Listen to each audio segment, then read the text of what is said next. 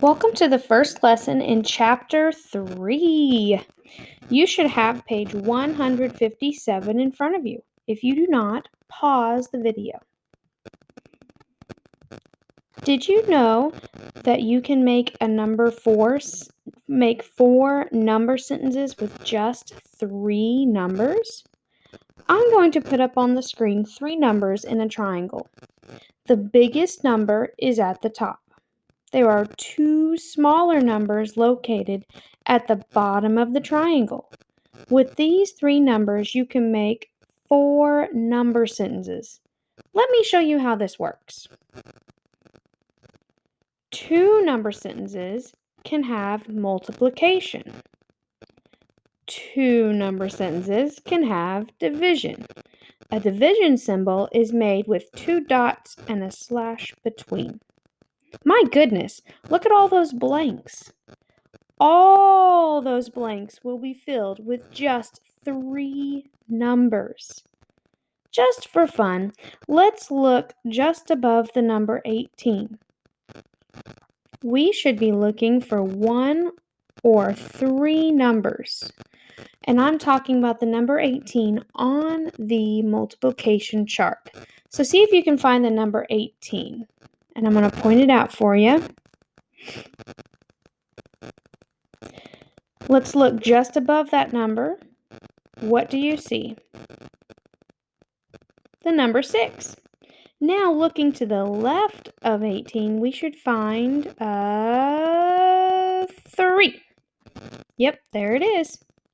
By now, the wheels should be turning a bit in your mind. Let me tell you a story with these 3 numbers. In fact, the story is on your worksheet. Cheryl is helping to put away 18 basketballs after practice. She places them on a rack that has 3 shelves. How many basketballs can she put on each shelf? We are going to complete a fact family in order to solve the problem. A fact family are where the related facts or number sentences that are made by using the same 3 numbers each time. Follow along on your paper. 3 times something equals 18. Either by checking the triangle fact family numbers or by checking the multiplication chart, you should be able to guess what the missing number is. It is 6. Write it on your worksheet. Next number sentence. Same numbers. The biggest number is located after the equal sign when multiplying. Fill in the blank with the number you see missing. I won't have to tell you on this one. I think you got it. The last 2 number sentences have a division symbol. This means that a big number is being broken apart into 2 factors. So we always place the biggest number at the beginning of the number sentence. 18 divided by 6 equals blank. I can either look at the triangle or I can ask myself, what 2 numbers can I multiply together and make 18 by looking at the multiplication chart? It is the number 3. The last number sentence says 18 divided by 3 equals blank. Notice they're just switching the numbers around each time. Use what I have taught and fill in the last blank yourself. So 18 divided by 3 equals 6. Cheryl can put 6 basketballs on each shelf. In the check section, draw an equal amount of basketballs on each shelf. So draw circles on that little shelf they have on the bottom of the worksheet and draw 6 basketballs on each one. Pause the video if you need to. How many shelves are there? 3. 3 times 6 equals 18, and 6 basketballs on each shelf. Turn the page over when you're ready. You should be on page 158 with me. We have two terms to understand for example 2. The word unknown means a missing value, or you know an unknown best by a blank in a number sentence with nothing on it. The word variable means a letter in a number sentence. You will see it with a blank and a random chosen letter. When you see a letter in a number sentence, it simply means we don't know what the answer is, but something goes in this blank. So we'll put a random letter until we can find out what that missing number is. Let's look at example 2. Ellis is creating gift bags for her party guests. She wants to divide 56 pencils equally among the 7 gift bags. How many pencils will go in each bag? So we have blank divided by blank equals the letter P. I guess they picked the letter P because in the story we are trying to figure out how many pencils are needed for each bag. Let's fill in these blanks with the appropriate numbers from the story.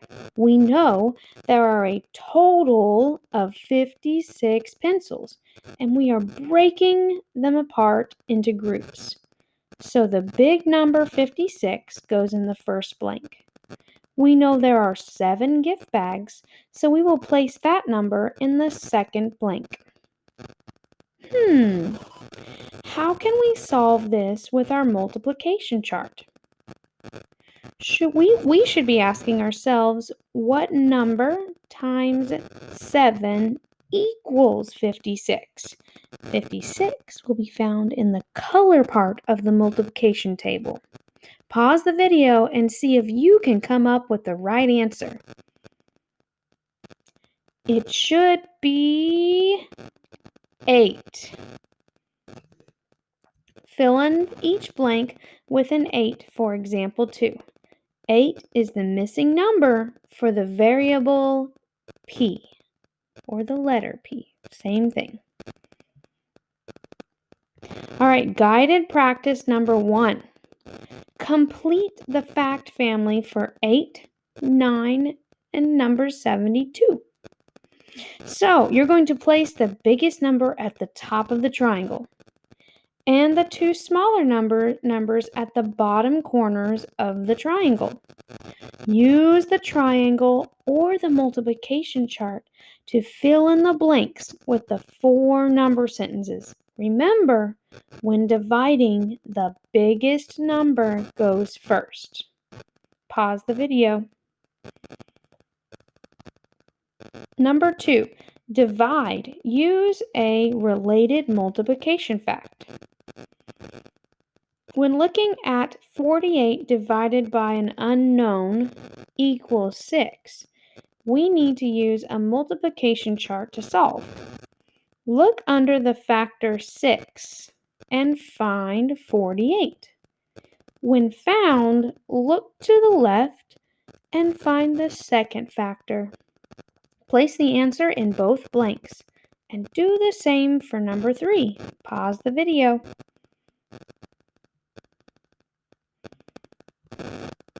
You are now ready for the independent practice page. This is page 159. Let's do number 4 together. Wait, what? They want you to look at a picture and know what all 3 numbers are? That's right. Write a fact family for each picture. If you're thinking how in the world to do that, let me walk you through it on the screen. One number is the number of columns you see that make up the paper clips. I made a little number hashtag so that you know you need to count the columns. One number is the number of rows that make up the paper clips. And the last big number is the total number of paper clips you count. Use those 3 numbers to make your 4-number sentences on the 4 lines given for number 4. Oh my goodness, I just said 4 about 5 or 6 times. Pause the video. Do the same thing for number 5. Pause the video. Number 6. Use the triangle and write all 4-number sentences on the lines below. Do the same for number 7 and 8. Pause the video until you're ready for number 9. For numbers 9 through 14, they have created number sentences for you. Only they left some unknown answers for you to fill. Use the multiplication chart to solve each problem. Pause the video. For numbers 15 through 17, you are doing the same thing. All they changed was that they changed an unknown blank into a random letter or a variable. When you know what the variable is, place the answer in the blank for each problem. Pause the video.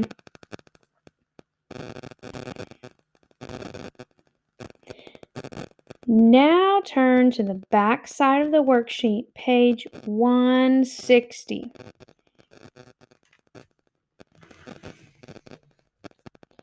For exercises 18 through 20, use the information below. Orange blossoms have 5 petals and are some of the most fragrant flowers. They actually have a picture on your book of an orange blossom. Kind of doesn't really look that orange, does it?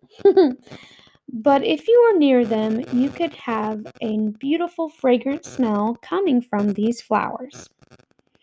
Number 18. How many petals would there be in a group of 7 flowers? So think of 7 flowers in your imagination. Now picture them each with 5 flower petals. We don't know the total or the big number of petals yet. So the question is, do you multiply or divide? I will let you decide. If you get completely stuck, let me know. Solve and pause the video. Number 19. How many petals, P, would there be in a group of 11 flowers? Write an equation to find the unknown, then find the unknown. All right. Now they want you to use the same symbol you used on number 18. Only instead of 7 flowers, it has to be changed to 11. And instead of an unknown blank, we are placing the variable P in its place. Solve, then write P equals what? Pause the video. Number 20. Oh, whoa, horses. Wait a minute. They use the words in all. Do you know what I'm talking about? Well, let me read the directions and keep an eye out for those 2 special words, okay? A group of F flowers has 40 petals in all. Write an equation to find the unknown, then find the unknown. So the words in all, that means we have the total number of petals this time. That means we have the big number on the triangle given to us. To multiply or divide? That is the question. Think about it.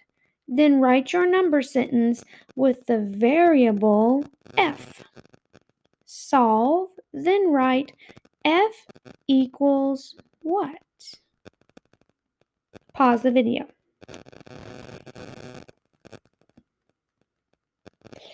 Shoo! I think I may have stressed you out enough for one lesson. We are going to stop here on this lesson. You can cross out questions 21 through 23. We will not do those problems today. Lucky you!